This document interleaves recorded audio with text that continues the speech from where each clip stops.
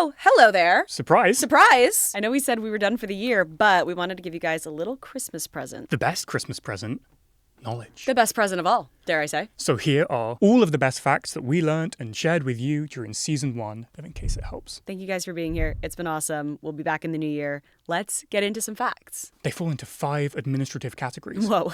We've got history, we've got inventions, we've got urban planning, weirdly, we've got nature, and we've got words and books. The 5 genders. The 5 genders. Great. Where you want to start? Well, it's the holiday season. It was just snowing in New York, and I'm really jealous and sad that we missed it. So I'm thinking about nature. So let's start nature. Let's start I feel like I'm on a game show. I'll take nature for 200, please. Let's do it. Great. There is a 4-eyed fish called the Anableps. That's it. That's my fact. That's very boops of you. He's got 2 eyes on the top that go over the water and 2 eyes underneath that can see under the water. He's like one of those cameras in the Olympic swimming pool. Yeah. And I like to think that he's called Anableps because he's got the first one for his first set of eyes and the second one for his second set of eyes. He's got 2 names, 4 eyes, no waiting. Anableps. That was great, short but sweet. It's not really a fact as much as just like... It's so self-contained, I can't even think of a follow-up question. I think it's just self-existent. Great. It insists on itself. It does. While we're talking about it, most plants that are poisonous as a defense mechanism from getting eaten. It's a survival tactic.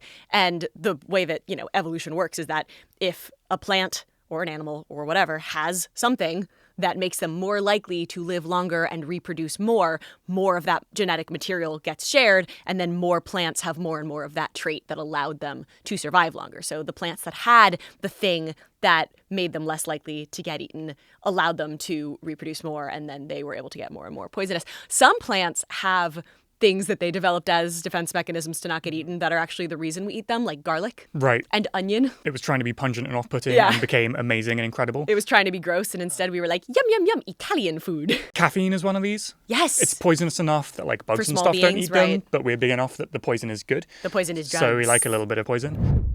Grapefruits are called grapefruits because they grow like grapes. That's the fact. On bunches? In bunches. They grow in bunches. That's crazy. I know. Huh. Insert photo here. Who knew? They have nothing to do botanically, biologically with grapes. They're not in the same family. Fun fact, we did actually recently realize that cherries and almonds are in the same botanical family, and that's why the flavor of cherry and the flavor of almond are very similar. They have a chemical called benzaldehyde. And that's why they taste the same. Anyway, grapefruits grow in bunches like grapes, and that's why they were called that. That's crazy. They look like grapes. I love that. I also learned something about grapefruits this week. I learned that they can interfere with medication. Yes. Because they have these things called furanocoumarins.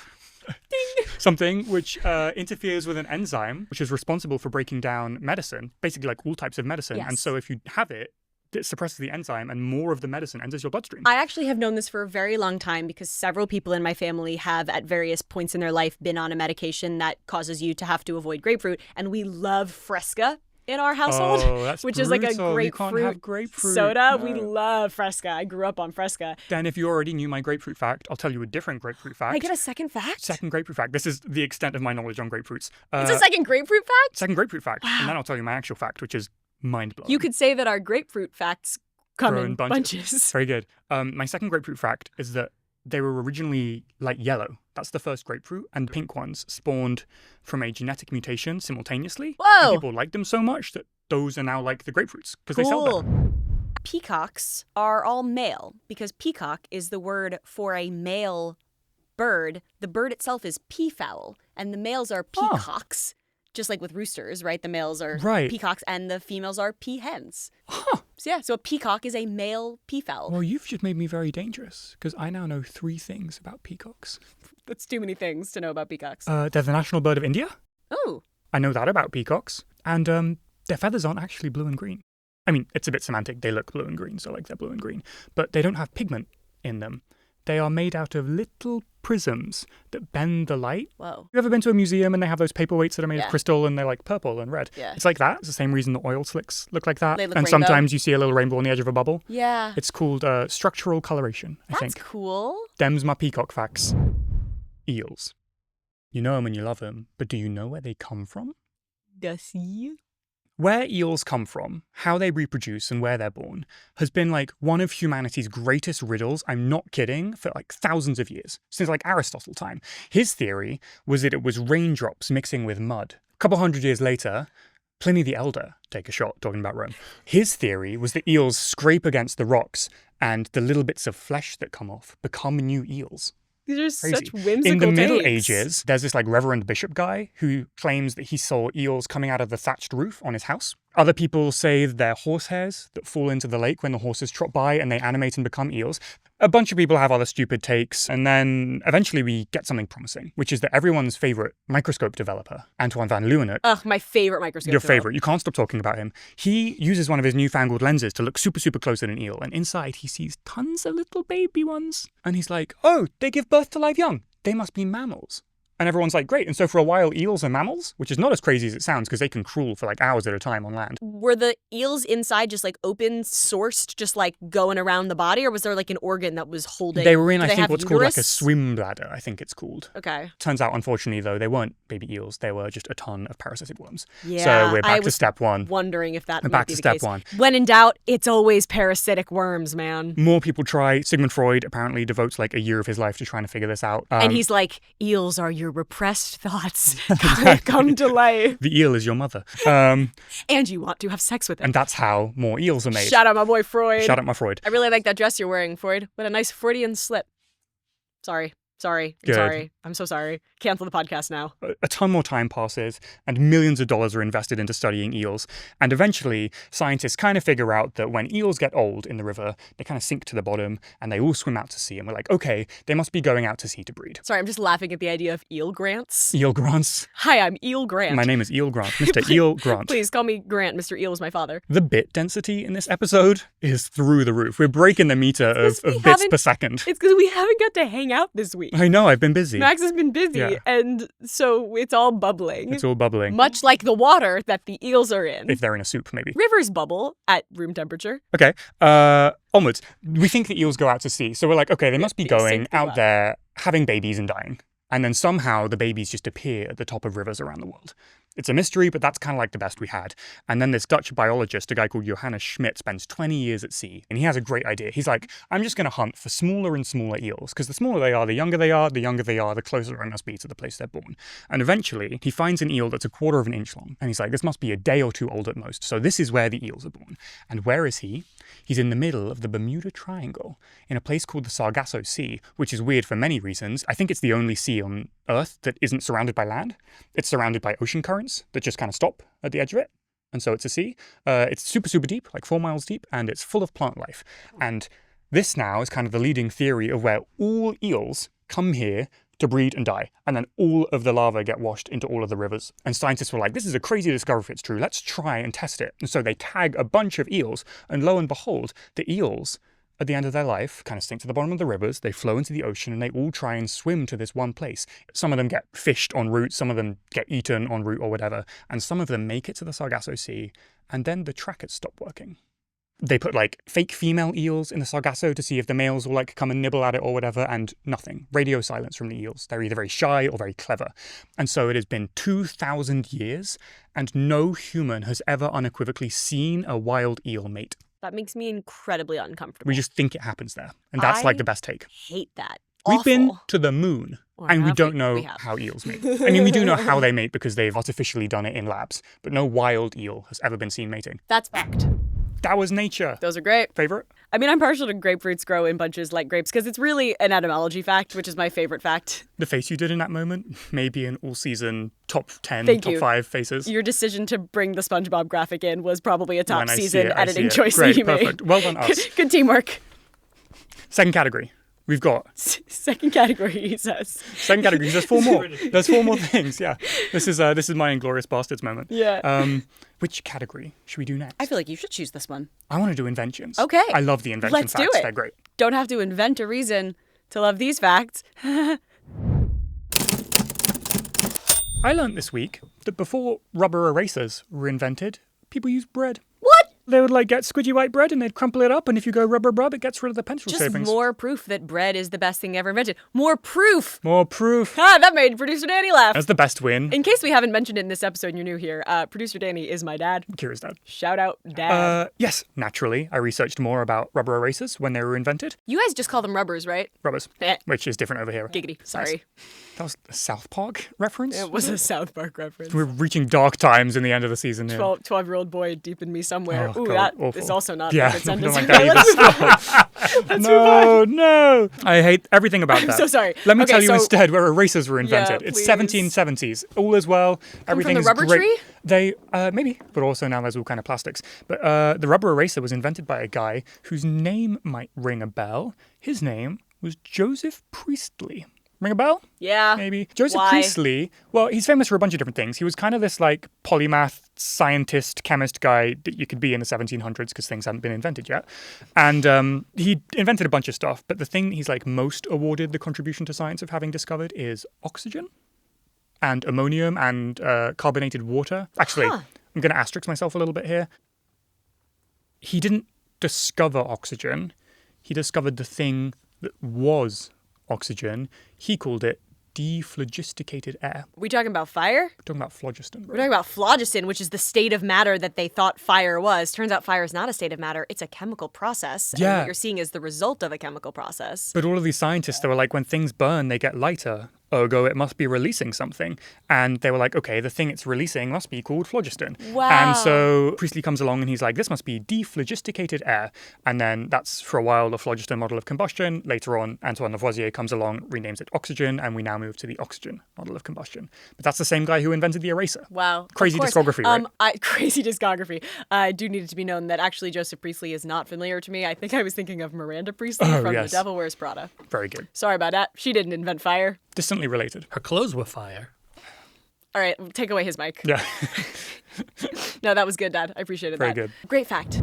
I learned when and where the first vending machine was invented and used and what it sold. I would like for you to guess before I confirm or deny. Also, No. I could phrase this in the form of a lateral question if you prefer. Yeah. Shout out Tom Scott and Lateral. We love you guys. From my understanding of what a vending machine is, this is where I'm going to start, right? Mechanically, I would imagine that there was a much less advanced version without all the robotics. I'm sure it has some kind of mechanical lever. You put in a coin. I'm assuming there's no electronics. It solves one thing.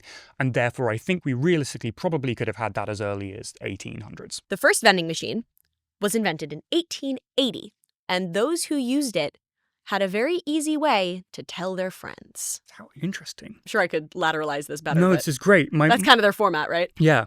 My first thought is it's some kind of communicative device, but then they can only tell their friends if the friends also have the communicative No. device. Oh, did it sell stamps? It's old postcards. It sold postcards. Yeah. How sweet. Little postcard vending machine in 1880s England. Isn't that cute? That's very sweet. I love that.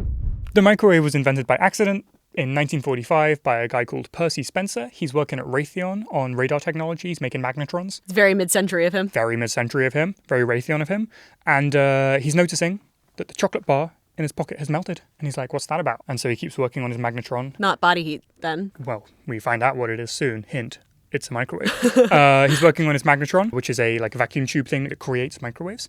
And he notices chocolate bar's melting, so he tries popcorn next to it. And then, lo and behold, the popcorn explodes. And then he's like, this is interesting. And he puts an egg next to it. And the egg promptly explodes. And he's like, whoa, what is this? And so eventually he goes to Raytheon and they patent microwave cooking technology. And they create this 6-foot tall, 750-pound giant microwave. It costs like $60,000 of modern money. It was like $5,000 then. But like 20 years later, the 60s and 70s, I guess 70s and 80s probably Right. more likely, microwaves are now everywhere. So this explains why the TV dinner was such a phenomenon. New technology. New technology to have Yeah. a microwave in your house. Also, the development of TV channels, Right. broadcast happened at the same time as well. Yeah, such a culture movement. I don't know if you care, but TV dinners were and remained predominantly cooked in ovens, not microwaves. Oh, really? Fact check. My fact was slightly wrong. but that's interesting okay. nonetheless. I learned this week about the origins of the webcam. Oh, You're a researcher at Cambridge in I am. 1991. I am indeed. And you're doing some science, but your lab is positioned kind of an annoyingly long distance from the coffee room. Mm-hmm. And so you keep making treks to the coffee room only to find that the pot's not ready.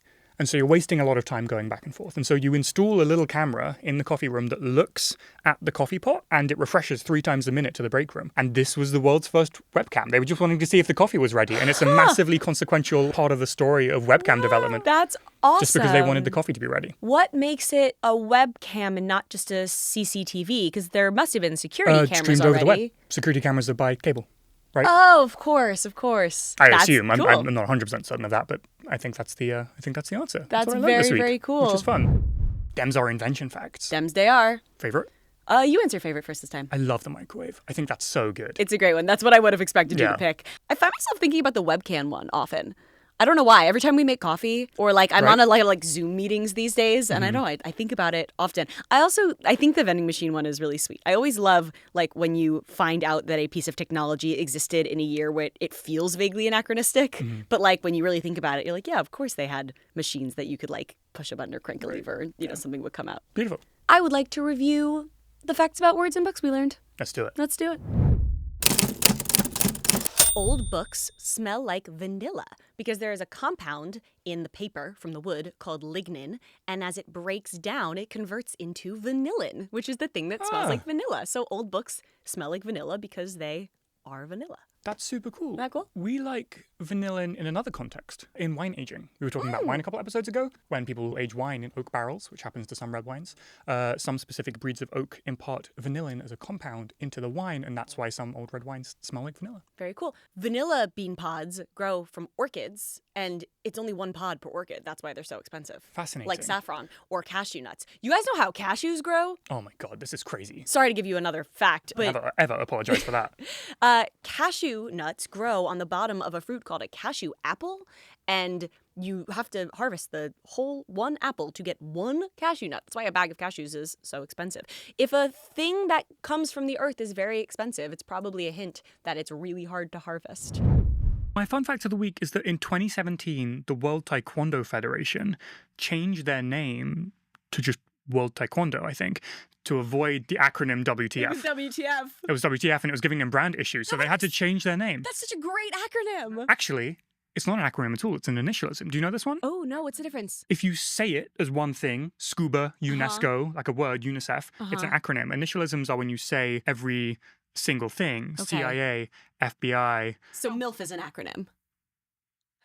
Correct. MILF is an Great. acronym. NASA is an acronym. NASA is an acronym. While we're here, shout out backronyms, shout out retronyms. Backronyms and retronyms are so good. Backronyms are sick. Backronyms are acronyms that are devised specifically so the long set of words shrinks to a cool moniker. It happens a lot in like fictional spy agencies. Like in Marvel, they have SHIELD, which is like Strategic Homeland Intervention something. It's when you start with what you want the word to be, and then you fill in the letters. A really cool example of this is Amber Alert, the US missing child thing. Originally in the 90s, there was a girl called Amber who went missing. And then afterwards, they bacronymized the name into being America's Missing Broadcast Emergency Response, I think. And so now that's a backronym. The other one I want to talk about are retronyms, which are when you rename something when something new is introduced. For example, World War I was called the Great War until World War II happened. And then they were like, okay, well, that doesn't mean anything now. We've got to call it World War I.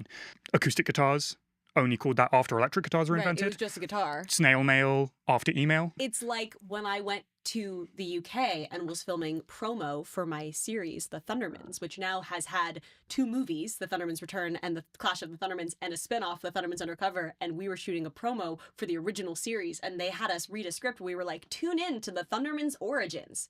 We were like, what the hell is The Thundermans Origins? Turned out they retronymed the original series to be called The Thundermans Origins. Because there's so many new IPs. Because now there have been so many more The Thundermans. That's so interesting. In the UK, I guess they call it The Thundermans Origins. My favorite one is silent movies. Oh. Which were obviously only called that after talkies came along because all movies were silent movies. That's great. Facts. So portmanteau is a word that was created by Lewis Carroll in Alice in Wonderland. He borrowed this word from French that meant suitcase to describe a word where you take 2 words and you fold them together, like a suitcase with 2 halves, which was a portmanteau.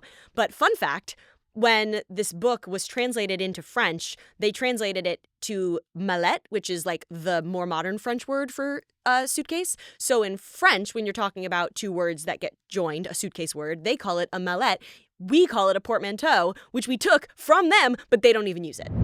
There are many, many cases in the English language of female adjectives being pejorated, meaning made worse, and male adjectives being ameliorated, which is a word that we know discussed about on making the better. pod. So, for example, buddy and sissy were originally just brother and sister, but a buddy is now a friend, Right. and a sissy is somebody who's feminine in a weak, bad way, which tells you a lot about our culture. Hussy used to just be the shortened form of housewife, and now it's got a sexual connotation. Slut was not a sexual word at all. A slut was a slob, and a man could be called a slut, but it has come to mean Fascinating. a loose woman. Madam was just the female version of Mr., and now it's someone who runs a brothel. Mistress comes to mind. Was Right. just the female version of master, but now yeah. it's a woman who sleeps with a married man. Yeah. And then there are some ones on the boy side where a knight was just a boy, and now a knight's like a Gallantry, noble right. thing. And boy also, I think, was like a little bit of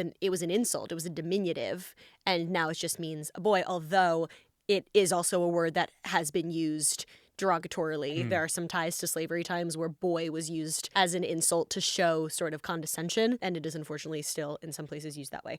But there's a lot of examples of female adjectives that were just regular adjectives taking on negative and often sexually shameful meanings. Fascinating. Spinster. A spinster is like a pejorative term for an unmarried woman, but bachelor doesn't have the same negative connotation. Right. A bachelor is a guy who never married and ooh, Right. he's eligible, but a spinster is a woman who never married and therefore she's been discarded. So it's just an interesting example of how sort of cultural views then filter through and change the language through which they're expressed. Super fascinating. Also, I had never heard pejoration Yeah. used. Well, I've it heard is of words the being direct pejorative. opposite of amelioration, right? Amelia, melior, pejor, better, worse. Right. Latin. It's just the straight Latin root of good, bad. Yes, melior, Or rather, best, meliore, worst. mejor. So yeah, that's my fact. Kind of not a super fun fact, Yeah. kind of a sad one, but an interesting one. I think that Vanillin fact is so cool. Oh man, I think it's a tie between portmanteau and the adjective pejoration and amelioration. That got some heat on social it struck a media nerve, that I wasn't for expecting. sure. The short clip was kind of contentious. I don't know, some people were like, damn, feminist, that's not real. But like, of course, society's views on gender roles and the way that they change throughout time are going to then seep into the language we Right. use. Language is descriptive. And It the is way not we innate. use it. Right. Yeah. Banger. Thank you. Bars. Yeah. Banger So- takes so from indeed. Westchester. And I also just I love any fact about how the meanings of words change over time based on A bit of usage. semantic drift for Yes, based on usage and people's needs, because it's still happening in real time. And we can witness it happen in real time and comment on it. But I think sometimes we think that everything just has been what it was until we got here. It's easy to forget Yes, that right. things have been changing and evolving in language since the start, and they still are. And when we remember that they have been changing this whole time, we maybe become more aware of how we are actively changing language. And language is the lens through which we perceive and communicate the world around us. So it's a big deal, guys. I nerd out about words for a reason. You know what else is a big deal? Urban planning. So real. Wyoming has 2 escalators. Huh? There's 2 of them. Meaning one going up and one going down? One going up and one going down, but get this. That's one they're not escalator next in to my each head. other. They're in 2 different banks in the city of Casper, and that's it. The rest of the state has no other escalators. Do they have elevators? Because that's an accessibility Yes. nightmare. The highest building in Wyoming is 12 stories, so I assume they have a lift for that. So that's my fact. I looked up about the origin of escalators too, Yeah. and they're originally called inclined elevators. And when the first one was installed in the 1890s, they advertised it as saying it will spare women the fatigue of ascent, I think was the phrase. Wyoming clearly not worried about sparing women the fatigue of ascent. Oh, sorry. A new link has formed in my brain between that fact and another Wyoming women fact. Uh-huh. I think Wyoming, if I'm remembering this correctly, was the first state to give women the right to vote. In the 1860s, way before everyone else. Classic Wyoming dub. Common Wyoming W. Very nice. W. Wyoming. More often than not, community designers tend to plant male trees instead of female trees because female trees produce fruit, and fruit is messy and falls on the ground and makes a mess on the sidewalk. So male trees are easier. However, male trees put off a lot more pollen, and thus seasonal allergies do actually get worse year after year because there are more and more male trees on the streets. Implanted. Yes, it is a recognized phenomenon It's that true. urban planners and community designers have historically favored planting male trees to avoid the mess of fruit, seeds, and pods on sidewalk, which in turn leads to much higher pollen levels and Yeah. worse seasonal allergies. Somebody- It's called botanical sexism. I was just going to say, Botanical I saw this sexism. called Fascinating. botanical sexism, which it feels a little bit like a stretch because botanical sexism feels like they're just like, well, we want to plant male trees because they're cooler. Like, I do understand why you would not want to plant the trees that leave stuff on the ground. It's not just because they're quote unquote female trees, but it is the reality that they've chosen to plant more male trees and thus we all suffer more. Not to recontextualize this, but if you plant female trees, you got a community garden. Everyone goes and gets free fruit. Yeah, that is the other thing, is that if you plant trees that have food, people can then eat the food. That's how you get beautiful cities like Seville, where everyone goes around picking the oranges and it's part of a culture and a celebration. Yeah. But anyway. How good the world could be. In case it helps podcast for mayor. The Statue of Liberty is stepping over broken chains. Huh, that's cool. Yeah, it's... You just can't see them because You of the just angle? can't see them because the angle, yeah. It's supposed to be in honor of abolition, you know. It was designed by a French abolitionist. Originally, the design was going to have her holding the chains, and American benefactors were like, no, no, no. So they changed it to symbolize moving past slavery. That's sick. Which is beautiful. Unfortunately, not exactly how it happened. It still took quite a while before there was any form of liberation, and we're still fighting for equality now. But yeah, the Statue of Liberty, who knew? Did you know that a decade before the Statue of Liberty was given to America, it was pitched to Egypt? Bertoldi pitched it to stand at the edge of the Suez Canal, which they had been constructing, and it was originally going to be called something like Egypt Carrying the Light to Asia, or something like that, something akin to that. I'll put the actual title here. Did Egypt turn it down and America was the next best thing? They absolutely wanted it, but they couldn't afford it because the construction cost of the Suez Canal skyrocketed. My other Statue of Liberty fact is we all kind of know this, but you don't really think about it. Like, she's not originally green. She was intended to be green, but that green is patina. It's rust on like a rosy copper. Yes. The statue originally was like pink, basically. Crazy. Who knew? A trio of facts about the Statue of Liberty. There's a fourth. A fourth? The cost is the base. So the statue was a gift, but the base was provided by the recipient. And that's where all the expense That's where the expense is. Fascinating. Oh, interesting. Very, very interesting. Yeah, that's my fact. Cool. Favorite fact from that section? The two escalators. I know it's my fact. Like I feel like that's not in good faith. No, but that's I allowed. do think it's like an all-timer. Listen, you brought it to the table because you thought That it was is a good true, fact. yeah. It's my favorite too, I think. Just because it's insane. It just seems so impossible. It seems improbable. It seems like the kind of thing that literally any moment will be proven not fact anymore. Meaning they'll add a third escalator. Yeah. I think that only leaves history left, shall we? Let's do it. It's my favorite category. Save the best for last. Let's go. From 1912 to 1946, the Olympics had art competitions. Architecture, sculpture, literature, music. Whoa. Why did they stop? They stopped because a lot of the people who were competing were professional artists, and they decided that that wasn't ultimately in the spirit of amateur competition, which was, at one point, a very big part of the Olympics. You had to be an amateur. When and why did it stop being that you had to be an amateur? Because nowadays, like everyone in the Olympics, they are a professional and their whole life is their sport. When did that change and why? When? I don't know. It was here. Why? I kind of know two reasons for it. My understanding is that just as sport evolved and the records got higher and higher and we were reaching higher sort of zeniths of achievement, more infrastructure was required, more coaching for the athletes. It was harder and harder to do it, and therefore like asking athletes not to be full-time professionals and not make money was just kind of counter to the spirit of achieving humanity's quickest, fastest, strongest, whatever the motto of the Olympics is. Harder, better, faster, stronger. Harder, better, faster, stronger. And I think the other reason is that different countries had kind of different definitions of what a professional was. Oh, right, yeah. Like communist countries have a different... Any of the socialist countries, they have a different understanding of what professional means. And so because there were no professional athletes in those countries, their best athletes could compete, whereas the best athletes in like the US were professionals and couldn't, and therefore there was an imbalance in who could compete from which countries. So yeah, that was my fact. The Olympics had art. And in fact, from 1956 forward, many Olympics have integrated cultural Olympiads or cultural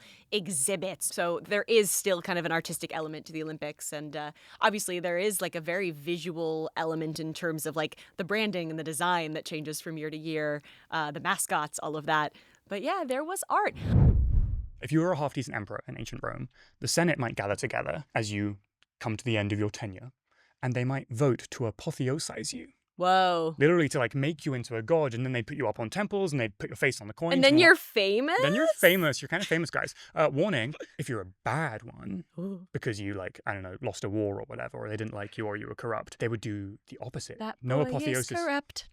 Sabrina Carpenter on SNL was incredible. Incredible. No apotheosis for the bad guys. Instead, you get damnatio memoriae, You get damned for eternity. the condemnation of memory. Whoa! Which is baller, right? So they do the opposite. Wait, They'd like break. damnatio memoriae? I think that's it. I want to make a TV show where there's like a broody teenager with like heavy guy liner and like dyed black hair, and he decides to be a rocker, and he decides to call himself, his artist name becomes Damnatio memoriae. Oh, like first name, yeah, second name. that becomes Incredible. his first name, last name. I love that. And anyway, so what they would do is they would destroy all of your busts, and they would like melt the coins you were on, and they'd scrape your name. Very good. Don't destroy my bust. They'd scrape your name off the marble, and so you don't want Oh my that. god, Roman cancel culture? A little bit, yeah. Mass unfollowing. I learned one other apotheosis thing while I was researching this, because in order to get my brain to remember something, if I just learn a bunch of things that are related to it, it has more glob to stick to. That's why I learned the etymology of words that I don't know, because it helps you remember what they mean when you look up the story, because you get more info. In the rotunda of the US Capitol, there is a fresco on the roof, huge painting by Bramini in like the 1860s, called The Apotheosis of Washington. Mm-hmm. And it's Georgie sat up there, he's togered up, he's drippy as hell, and he's sitting on a cloud. Amazing. I would like a plump drag queen to go by the name of Rotunda Fresca. Maybe that's in my You future. could call her Who Tunny. knows? Anything could happen. Anything could happen. I learned this week that in 1989, for but a brief and glorious moment, Pepsi, the beverage company, had the 6th largest military in the world. I'm sorry, what? Pepsi had a military? I will explain. It's the Civil War, and the Soviet Union loves Pepsi. But because of sanctions, they can't pay for it in US dollars. So they come up with a brilliant plan, a deal. You give me Pepsi, I give you $3 billion of submarines. Trade offer, and also a frigate and something else and some cargo ships. And the transaction went ahead, and Pepsi ended up leasing it to a Swedish scrap company. But for a minute, they were packing some serious heat. Not a good week to be Mr. Coke or Dr. Pepper. And the story doesn't end there. After the transaction happened, the CEO of Pepsi at the time, a guy called Donald Pepsi, the CEO of Pepsi, Donald Kendall, I think was his name. He called the US National Security Advisor, and he said, I think that we're disarming the Soviet Union quicker than you are. What? Or words to that effect, which is pretty baller. Wow.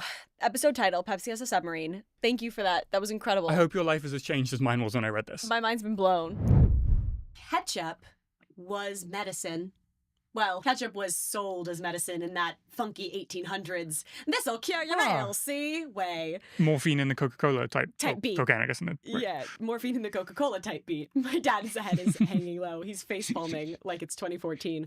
Ketchup was sold as medicine. So there are a lot of different versions of this story, and they all seem slightly apocryphal, but there was a sauce in the Far East. Some people attribute it to China, some people attribute it to Thailand, called like ketchup or gochup or ketchup. I found like 15 transliterative spellings.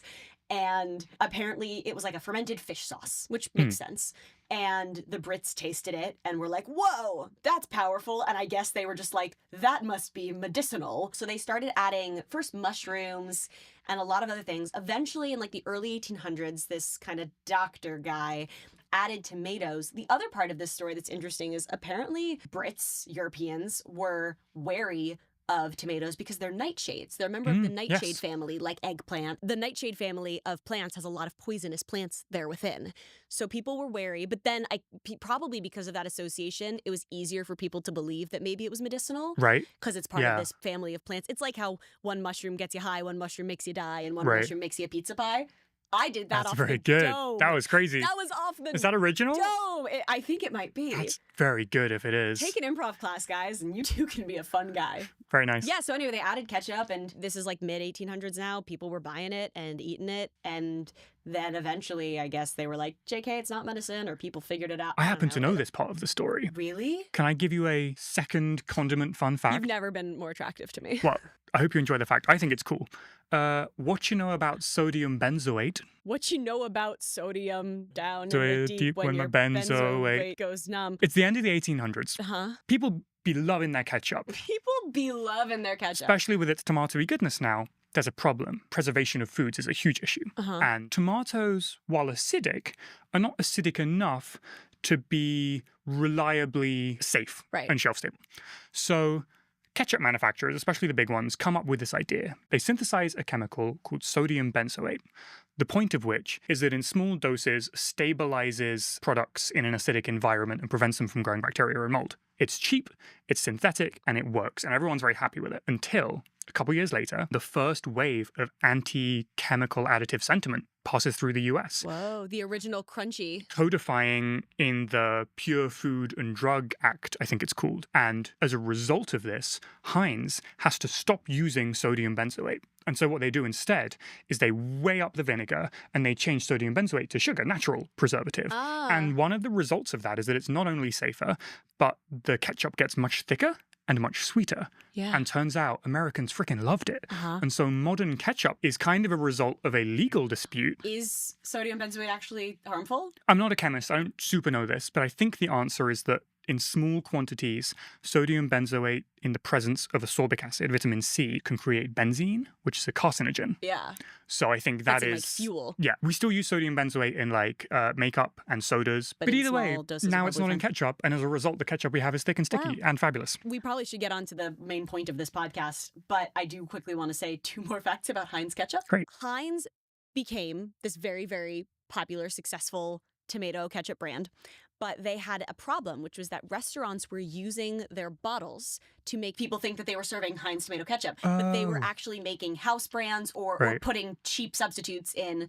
And so Heinz very cleverly got the exact red color of their tomato ketchup and put it on the outside of the white label that goes on the front of the bottle. And that way, if the inside was actually Heinz ketchup, it would match color perfectly and you wouldn't see the red border. But if the ketchup inside was any other color than Heinz red, you would see the discrepancy and the red border would show. And so it was a way for customers, a way to breed trust with customers of whether what they were actually eating was Heinz, because otherwise it was eroding customer trust with the brand. Because it didn't taste good. It didn't taste good. They would take a bottle of what they thought was Heinz and it was bad. The other thing that I will say, Heinz did one of the best advertising campaigns I've ever seen, which is they asked a bunch of people to draw a bottle of ketchup. And then they plastered billboards up everywhere of the people's drawings of ketchup, and every single one was a bottle of Heinz. It was trying to show the brand ubiquity, and why would you ever trust a different brand than the one that has this power, this presence, this establishedness. So, yeah, it was a very successful campaign for Heinz. Amazing. You know our number system, like 0 to 9? I do. We typically call Arabic numerals. Shout out to the Arabs. Thank you for our numbers. We call them this because we inherited them from the great Islamic mathematicians. They got it from India. These are Hindu numerals. Whoa! And they just came through there and we named them after the middleman. Speaking of numerical systems that we inhabited from the Arab world, do you know the etymology of algorithm? I do. Would you like to present it? Algorithm is named after... Al-Khwarizmi. Who is a great Persian mathematician who wrote a treatise called On the Condition of Hindu Algebra, because he was the guy, or one of the guys, who brought the Hindu numbers to the Middle East that we were talking about. Yep, and now we and call them Arabic numerals. he is where we get algorithm from. And obviously, nowadays, algorithm means like the little black box in our phone that gives us TikToks, but an algorithm is a... Literally named after his name, Al-Khwarizmi. Yes, an algorithm is a computational process running our social media algorithms. But yeah, I think we also get the word... invented the first early like algorithms, right? Yeah. Or at least wrote about them. Wrote about number structures being used in systems. Yeah. And also one of his protege guys is the guy that we generally credit as coming up with 0 as a number. Although, like, again, Hindu mathematicians in the 5th and 6th century also had versions of nothingness, but the one that we use in an equation, I think, came Every from them. word that begins with al, like alcohol, they all come from Arabic. Yeah, it means the.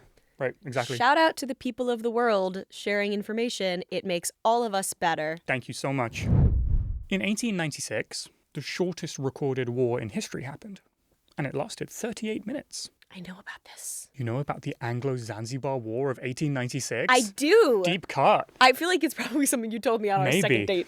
The context is thusly. The Sultan of Zanzibar has died. Very sad.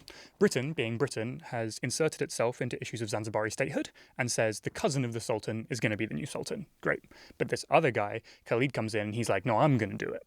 And so he holds himself up in the palace with like 3,000 soldiers and a little bit of artillery. Fatally, he doesn't have a navy, which when you're fighting Britain in the 1900s, you kind of have to have, or it's game over. And he stays in there and he says, you can't kick me out, my palace, my country. The Brits say, you have until 9 a.m. to leave, or we will fire.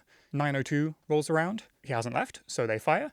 and 38 minutes later, the palace is burning down and Khalid has fled and the war is over. I definitely didn't know the details of that, but I do remember seeing something about the shortest war was 38. So I think I probably saw the headline and not the rest. That's regime change in 5.5 jammy boiled eggs, which is how I'm going to measure my regime change from now on. I thought you were going to say that's how I'm going to measure everything from now on. But in jammy boiled eggs, you got a lot of regime changes you got to... Working on a couple brewing. Perfect. Some absolute bangers in that category. The winners for sure. Wow. Could Pepsi's military have beaten the Brits at the Anglo-Zanzibar War? That's not a question I know how to answer. Was Pepsi submarine your first fact? Second. I remember it being early. It was a really good one. Early on. I mean, ketchup history, banger. Yeah. Art Olympics, banger. Islamic, Hindu, numerals, sick. If I had to press you for one. I don't, but I am going to. I'm being pressed. You're all seeing it. I really dig the ketchup one. I know that's my own fact. That's why it does feel a little I silly did the to second pick. half of it. Yeah, that was also why it was fun. What you know about sodium benzoate? It went down in the deep. Yeah, it just kept aggregating. Accreting? Very nice. To use a word from earlier this season. Sure. Speaking of words, I have 3 for you all. Happy New Year. Very nice. We love you. We love you. See you next time. This was great. Happy holidays. In case it helps. I always used to spell in case without a space. I love that. Thank you guys all for watching. Thank you for being here. I love this little family of nerds that we're building. Keep learning, keep asking questions about everything around you, and we'll be back next year for season 2 with lots more facts and fun. Like, subscribe, tell all your friends to join the In Case It Helps family, and we will see you next year. Ba-da-ba-ba-da-ba. Should old acquaintance he forgot and never brought to mind?